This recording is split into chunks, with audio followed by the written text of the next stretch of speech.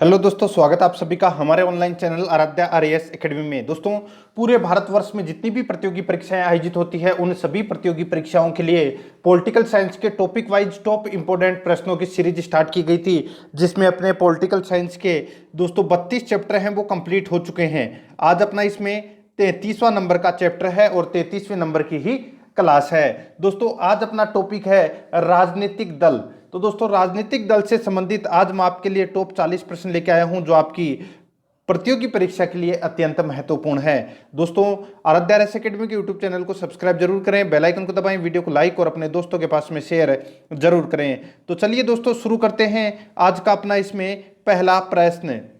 देखिए, बहुत ही अच्छा लेवल का है ये प्रश्न। देखिए, भारत में दलीय व्यवस्था किस प्रकार की है? भारत में दलीय व्यवस्था किस प्रकार की है? तो दोस्तों देखिए, एक दलीय, द्विदलीय, बहुदलीय, तो कौन से दलीय व्यवस्था है? तो दोस्तों बहुदलीय व्यवस्था है भारत में। ठीक है, तो दोस्तों इसका सी नंबर का ऑप्शन सही उत्तर हो जाएगा। कांग्रेस, बीजेपी, आम आदमी पार्टी, इधर आरएलपी, कई खूब दलीय व्यवस्था है, बहुदलीय व्यवस्था है। सी नंबर का ऑप्शन राइट आंसर हो जाएगा इसका। देखिए, अगर आपने पिछले जो प्रश्न अगर नहीं देखे हैं, यानी कि पिछले 32 टॉपिक अगर नहीं देखे हैं, तो आप प्ले लिस्ट में जाइए, वहाँ पे आपको फोल्डर मिल जाएगा political science topic wise question के नाम से। तो आप वहाँ जाके पिछले सारी 32 क्लासें हैं वो जरूर देखें। देखिए, लोकतंत्र का कार्य संचालन किसके अभाव में असंभव है? यानी कि लोकतंत्र का कार्य संचालन किसके अभाव में असंभव है? तो इसका राइट आंसर हो जाएगा राजनीतिक दल के अभाव में असंभव है लोकतंत्र का कार्य संचालन। ठीक है, तो इसमें सी नंबर का ऑप्शन बिल्कुल सही उत्तर हो जाएगा। आगे देखिए, इसमें थर्ड नंबर प्रश्न, भारत में दलीय व्यवस्था की प्रमुख विशेषता क्या है? तो भारत में दलीय व्यवस्था की प्रमुख विशेषता वो क्या है? तो देखिए, अधिकांश दल प्रधानतः धर्म, भाषा व जाति पर आधारित हैं। बिल्कुल सही है। ठीक है, अलग अलग कास्ट के अलग अलग नेता बन गए। ठीक है, धर्म के आधार पर बन गए, भाषा के आधार पर बन गए। बिल्कुल सही बात है। विभिन्न राजनीतिक दलों की नीतियों और कार्यक्रमों में काफी समानताएं हैं। बिल्कुल सही बात है।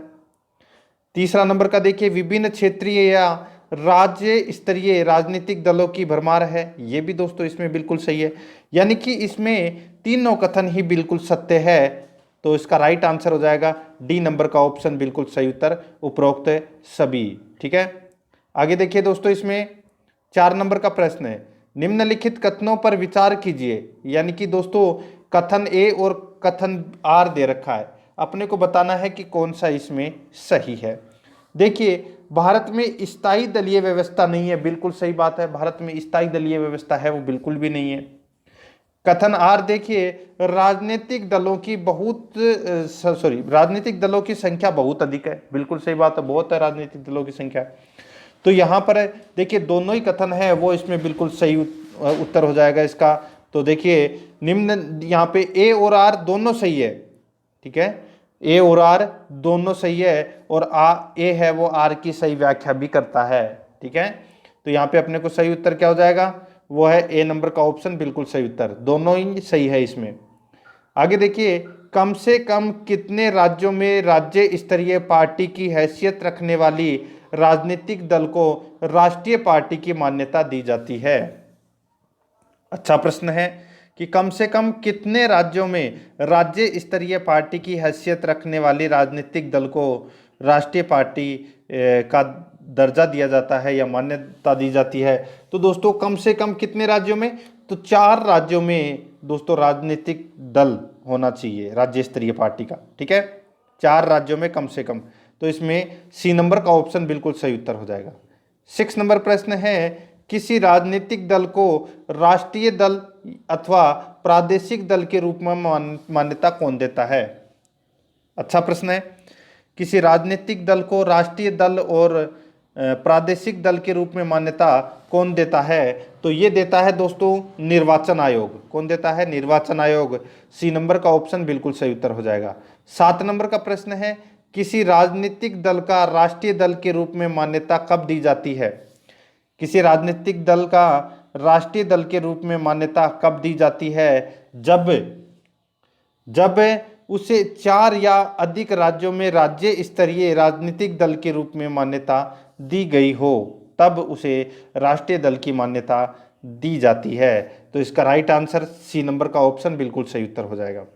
आगे देखिए, भारत में कोई भी राजनीतिक दल राष्ट्रीय दल के रूप में मान्यता प्राप्त कर सकता है यदि वह राज्य स्तर का दल है कम से कम कितने राज्यों में। तो दोस्तों अभी मैंने आपको बताया था कम से कम 4 राज्यों में। कितने राज्यों में? 4 राज्यों में। बी नंबर का ऑप्शन सही उत्तर हो जाएगा। 9 नंबर प्रश्न है, किसी भी राजनीतिक दल को राष्ट्रीय दल के रूप में तभी मान्यता प्राप्त हो सकती है जबकि आम चुनाव में उसे कम से कम 4 राज्यों में कुल कितना प्रतिशत मत प्राप्त हो। यानी कि दोस्तों किसी भी राजनीतिक दल को राष्ट्रीय दल के रूप में तभी मान्यता प्राप्त हो सकती है जबकि आम चुनाव में उसे कम से कम 4 राज्यों में कुल कितना प्रतिशत मत प्राप्त हो। तो इसका राइट आंसर हो जाएगा कम से कम उसे 4% का मत है वो प्राप्त हो। तो इसमें ए नंबर का ऑप्शन बिल्कुल सही उत्तर हो जाएगा। 10 नंबर प्रश्न है, भारत में एक राष्ट्रीय दल के रूप में मान्यता प्राप्त करने के लिए किसी दल को कम से कम कितने मत प्राप्त करने चाहिए। तो कम से कम कितने मत प्राप्त करने चाहिए? तो दोस्तों मैंने अभी आपको बताया 4% वैध मत, ठीक है, 4 अथवा अधिक राज्यों में, ठीक है, 4% वैध मत 4 अथवा अधिक राज्यों में। ये दोस्तों ऐसे मान लो क्राइटेरिया है राजनीतिक दल राष्ट्रीय दल की मान्यता प्राप्त करने के लिए। तो अपना इसमें बी नंबर का ऑप्शन बिल्कुल सही उत्तर हो जाएगा। 11 नंबर का प्रश्न है, भारत में दलीय पद्धति की एक विशेषता है। तो दलीय पद्धति की एक विशेषता है वो क्या है? तो वो है दोस्तों बहुदलीय पद्धति। ठीक है, तो इसमें बी नंबर का ऑप्शन बिल्कुल सही उत्तर। आगे देखिए, प्रथम लोकसभा चुनाव में कितने राजनीतिक दलों को राष्ट्रीय दल का दर्जा प्रदान किया गया था? प्रथम लोकसभा चुनाव में कितने राजनीतिक दलों को राष्ट्रीय दल के रूप में दर्जा प्रदान किया गया था? तो ये किया गया था दोस्तों 14। ठीक है, 14 राजनीतिक दलों को राष्ट्रीय दल का दर्जा प्रदान किया गया था। तो इसमें सी नंबर का ऑप्शन बिल्कुल सही उत्तर हो जाएगा। 13 नंबर का प्रश्न है, वर्तमान समय में देश में राष्ट्रीय दलों की कुल संख्या कितनी है? वर्तमान समय में देश में राष्ट्रीय दलों की कुल संख्या कितनी है? तो दोस्तों कुल संख्या कितनी है? तो दोस्तों 7 है राष्ट्रीय दलों की संख्या। ठीक है, तो इसमें सी नंबर का ऑप्शन बिल्कुल सही उत्तर हो जाएगा। आगे देखिए दोस्तों, इसमें 14 नंबर का प्रश्न है, निम्नलिखित में से कौन एक क्षेत्रीय दल है? तो कौन एक क्षेत्रीय दल है? तो यहां पर देखिए दोस्तों, आपको अकाली दल जो पंजाब में है, ठीक है, ये एक क्षेत्रीय दल है। क्या है? क्षेत्रीय दल है। तो अपना इसमें राइट आंसर सी नंबर का ऑप्शन हो जाएगा। 15 नंबर का प्रश्न है, किसी राजनीतिक दल को पंजीकृत दल की स्थिति पाने के लिए कम से कम कितने प्रतिशत मत पाने चाहिए? तो दोस्तों अभी मैंने आपको बताया था कम से कम 4% मत है वो पाने चाहिए। आगे देखिए, इसमें भारत में दलीय व्यवस्था किस एक व्यापक व्यवस्था का अंग है? भारत में दलीय व्यवस्था किस एक व्यापक व्यवस्था का अंग है? तो इसका राइट आंसर हो जाएगा वो है दोस्तों राजनीतिक व्यवस्था का। तो अपना इसमें सी नंबर का ऑप्शन सही उत्तर हो जाएगा। आगे देखिए, यहाँ पे सूची फर्स्ट को सूची सेकंड से सुमेलित किया गया है। सूची फर्स्ट में राज्य स्तरीय पार्टी दे रखी है और सूची सेकंड में संबंधित राज्य। ठीक है, यानी कि कौन सी राज्य स्तरीय पार्टी कहाँ की है वो अपने इसमें बताना है। तो देखिए यहाँ पे शेतकर कामगार पार्टी, शेतकर कामगार पार्टी ये महाराष्ट्र राज्य से संबंधित है। और पट्टकाली मक्कल कथची ये जो राज्य स्तरीय पार्टी है ये पुदुचेरी की है। ठीक है, और रिवोल्यूशनरी पीपुल्स पार्टी ये दोस्तों केरल की है। और नेशनल कॉन्फ्रेंस ये पार्टी है दोस्तों इसमें जम्मू कश्मीर की। ठीक है, तो इसका राइट आंसर हो जाएगा वो है इसमें कौन सी 1 2 3 4, यानी कि इसमें आपको ए नंबर का ऑप्शन दिख रहा है वही अपना राइट आंसर हो जाएगा। आगे देखिए 18 नंबर का प्रश्न है, भारतीय साम्यवादी दल में किस वर्ष विभाजन होने पर भारतीय साम्यवादी दल का जन्म हुआ? भारतीय साम्यवादी दल में किस वर्ष विभाजन होने पर भारतीय साम्यवादी दल का जन्म हुआ, तो इसका राइट आंसर हो जाएगा वो है दोस्तों 1964 में भारतीय साम्यवादी दल का जन्म हुआ। बी नंबर ऑप्शन सही उत्तर। आगे देखिए, भारतीय राष्ट्रीय कांग्रेस का गठन किस वर्ष हुआ था? तो भारतीय राष्ट्रीय कांग्रेस का गठन है वो 1885 में हुआ था। ठीक है, सबको पता है, ए नंबर का ऑप्शन सही उत्तर हो जाएगा। आगे देखिए, कांग्रेस का चुनाव चिन्ह क्या है? तो दोस्तों कांग्रेस का चुनाव चिन्ह है वो है पंजा। और भारतीय जनता पार्टी का चुनाव चिन्ह क्या है? तो वो है कमल। ठीक है, तो इसमें सी नंबर का ऑप्शन बिल्कुल सही उत्तर हो जाएगा। आगे देखिए, भारतीय जनता पार्टी का चुनाव चिन्ह क्या है? तो दोस्तों मैंने अभी आपको बताया क्या है, कमल। तो इसका राइट आंसर क्या हो जाएगा? वो है दोस्तों इसमें बी नंबर का ऑप्शन बिल्कुल सही उत्तर हो जाएगा। ठीक है, आगे देखिए दोस्तों, इसमें 22 नंबर प्रश्न है, निम्नलिखित चुनाव चिन्हों में से कौन सा चुनाव आयोग द्वारा लोकसभा विधानसभा चुनाव में एक से अधिक राजनीतिक दल के लिए आरक्षित है? ठीक है, तो वो है दोस्तों इसमें कौन सा चुनाव चिन्ह? दोबारा देखिए इस प्रश्न को, अच्छा प्रश्न आप इसको कह सकते हैं। निम्नलिखित चुनाव चिन्ह में से कौन सा चुनाव आयोग द्वारा लोकसभा या विधानसभा चुनाव में एक से अधिक राजनीतिक दलों के लिए आरक्षित है? तो वो है हाथी। कौन सा है? हाथी। तो अपना इसमें डी नंबर का ऑप्शन बिल्कुल सही उत्तर हो जाएगा, हाथी। आगे देखिए, इसमें 23 नंबर प्रश्न है, धनुष एवं तीर का निशान है, तो ये कौन सी पार्टी का दोस्तों चुनाव चिन्ह है? धनुष एवं तीर। तो दोस्तों ये झारखंड मुक्ति मोर्चा है, झारखंड मुक्ति मोर्चा, उसका चुनाव चिन्ह है धनुष एवं तीर का निशान। तो इसमें सी नंबर का ऑप्शन बिल्कुल सही उत्तर हो जाएगा। आगे देखिए, भारतीय कम्युनिस्ट पार्टी यानी कि सीपीआई का अस्तित्व किस वर्ष में हुआ था? तो दोस्तों सीपीआई का जो अस्तित्व है वो कौन से वर्ष में हुआ था? तो ये हुआ था दोस्तों सन 1921 में। कब हुआ था? सन 1921 में। तो इसका राइट आंसर डी नंबर का ऑप्शन सही उत्तर हो जाएगा। आगे देखिए, भारत में मुस्लिम लीग की स्थापना कब हुई? तो भारत में मुस्लिम लीग की स्थापना 1906 ईस्वी में हुई थी। कब हुई थी? 1906 ईस्वी में। सी नंबर का ऑप्शन सही उत्तर हो जाएगा। आगे देखिए, गांधीवादी समाजवाद किस राजनीतिक दल का वैचारिक नारा है? गांधीवादी समाजवाद किस राजनीतिक दल का वैचारिक नारा है? तो इसका राइट आंसर हो जाएगा वो है दोस्तों इसमें भाजपा का। ठीक है, तो इसमें बी नंबर का ऑप्शन सही उत्तर। नेक्स्ट है, किसी मान्यता प्राप्त राजनीतिक दल को चुनाव आयोग द्वारा चुनाव चिन्ह के आवंटन के निर्णय के विरुद्ध निम्न में से कहां अपील की जा सकती है? तो कहां अपील की जा सकती है? तो दोस्तों सुप्रीम कोर्ट में अपील है वो की जा सकती है। ए नंबर का ऑप्शन सही उत्तर। आगे देखिए, किस राजनीतिक दल का चुनाव चिन्ह 1952 के आम चुनाव से अब तक अपरिवर्तित रहा है? यानी कि किस राजनीतिक दल का चुनाव चिन्ह 1952 के आम चुनाव से अब तक अपरिवर्तित रहा है? तो इसका राइट आंसर हो जाएगा वो है दोस्तों इसमें सीपीआई। ठीक है, ए नंबर का ऑप्शन बिल्कुल सही उत्तर हो जाएगा। आगे देखिए, पशु पक्षी चुनाव चिन्ह रहने के कारण निर्वाचन आयोग के निर्देशानुसार किस राजनीतिक दल ने सर्वप्रथम नवंबर 1994 में अपना चुनाव चिन्ह बदला? यानी कि पशु पक्षी का चुनाव चिन्ह रहने के कारण निर्वाचन आयोग के अनुसार, यानी कि निर्वाचन आयोग के निर्देशानुसार किस राजनीतिक दल ने सर्वप्रथम नवंबर 1994 में अपना चुनाव चिन्ह बदला था? तो किसने बदला था? तो ये बदला था दोस्तों फॉरवर्ड ब्लॉक ने। तो इसका राइट आंसर ए नंबर का ऑप्शन बिल्कुल सही उत्तर हो जाएगा। आगे देखिए, इसमें देखिए तेलुगु देशम पार्टी यानी कि टीडीपी का चुनाव चिन्ह क्या है?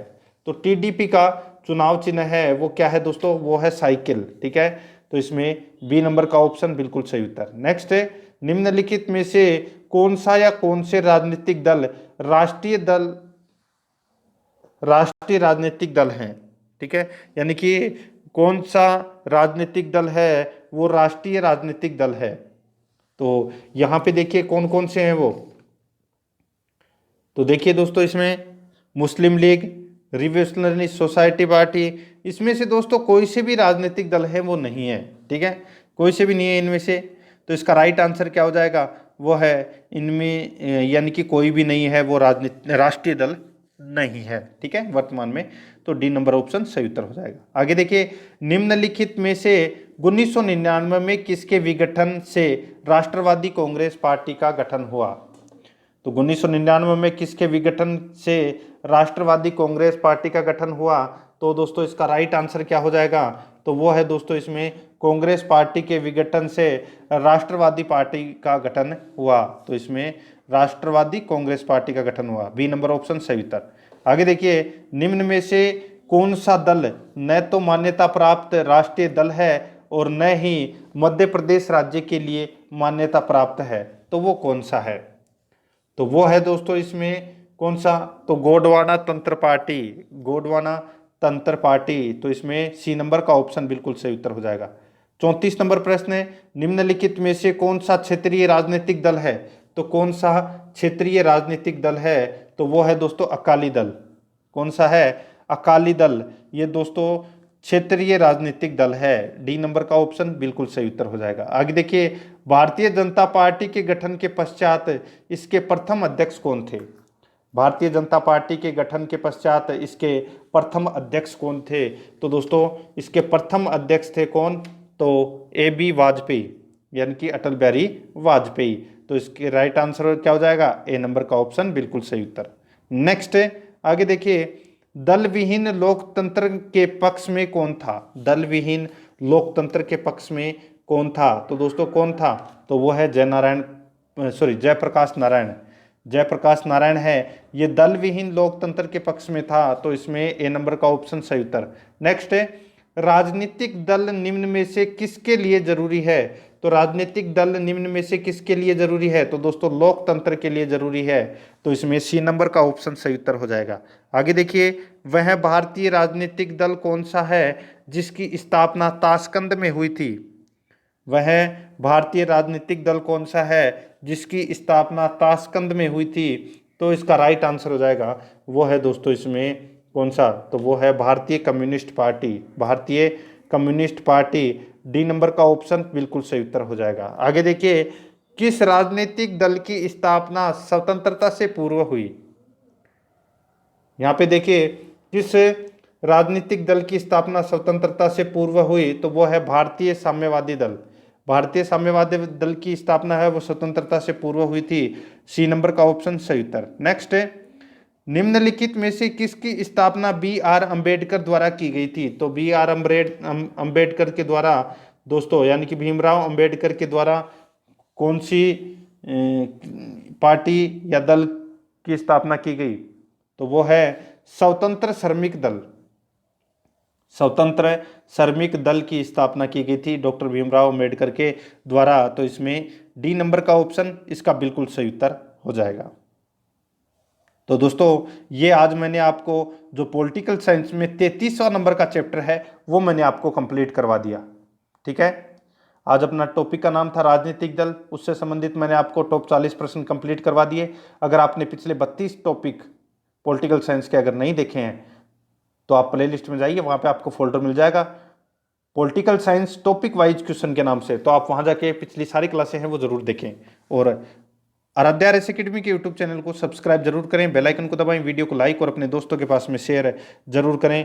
मिलते हैं दोस्तों नेक्स्ट वीडियो में। जय हिंद, जय भारत।